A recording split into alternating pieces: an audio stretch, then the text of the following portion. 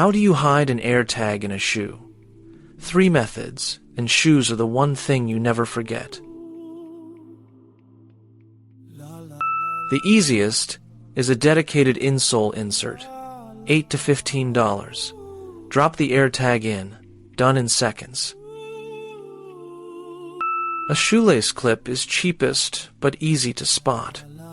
A DIY insole cutout costs nothing and hides best. Good news.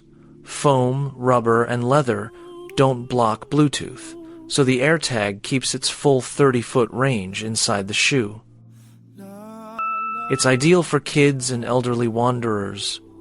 For stolen sneakers, the discreet DIY pocket works best. Pick the method that fits the wearer. Full guide on hotairtag.com.